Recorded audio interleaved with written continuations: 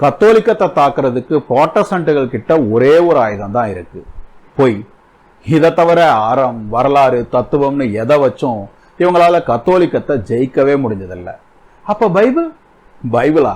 அதை வச்சு இவங்களால பக்கத்து சபை புராட்டஸ்டன்ட்டையே ஜெயிக்க முடியல. இந்த லட்சணத்துல கத்தோலிக்கத்தை எங்கிறது ஜெயிக்கிறது?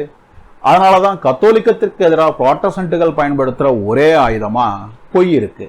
கத்தோலிக்கர்கள் மரியாவை கடவுளா ஆக்கிட்டாங்க, பைபிளோட 7 புத்தகங்களை சேர்த்துட்டாங்க, பாவ மன்னிப்பை காசுக்கு வித்தாங்க, பைபிளை மொழிபெயர்த்தவங்களை எல்லாம் எரிச்சு கொண்டாங்க அப்படின்னு புராட்டஸ்டன்ட்டுகள் காலங்காலமா அடுக்கிற பொய்கள்ல இப்ப புதுசா ஒரு பொய் சேர்ந்திருக்கு. அது என்ன தெரியுமா? இந்த வீடியோவை பாருங்க.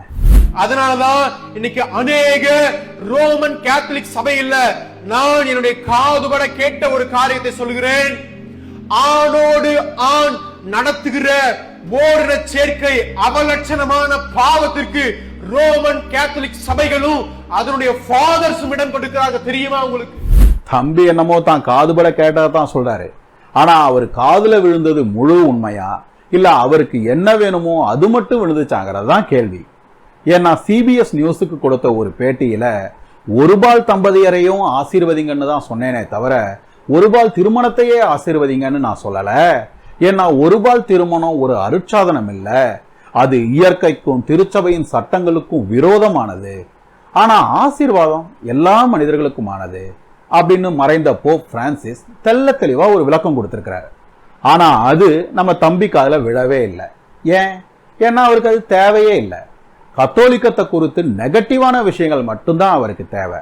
அது உண்மையே இல்லைனாலும் கூட அவருக்கு அதை பத்தி கவலையே இல்லை. இதுல ஒரு பெரிய காமெடி என்ன தெரியுங்களா? அமெரிக்காவிலும் யூரோப்பிலும் குறைந்தபட்சம் 2000 இருந்து 3000 புராட்டஸ்டன்ட் பாஸ்டருங்க ஒருபால் காதலரா இருக்காங்க. அமெரிக்காவிலும் யூரோப்பிலும் இருக்கிற புராட்டஸ்டன்ட் சபைகள் இதுவரைக்கும் குறைந்தபட்சம் 50,000 ஒருபால் திருமணங்களை நடத்தி இருக்கு. ஆனா இவங்க சீரழிஞ்சு போயிட்டதா சொல்ற கத்தோலிக்க சபையில திருச்சபையின் அங்கீகாரத்தோட இதுவரைக்கும் ஒரே ஒரு ஒருபால் திருமணம் கூட நடந்ததில்லை.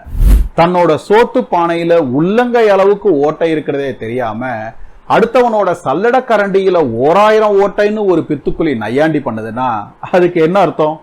அந்த பித்துக்குழி எந்த விஷயத்தையுமே சுயமா ஆராய்ச்சி செய்யாம வாட்ஸ்அப்பையும் ஃபேஸ்புக்கையுமே நம்பி காலத்தை ஓட்டுதுன்னு அர்த்தம்.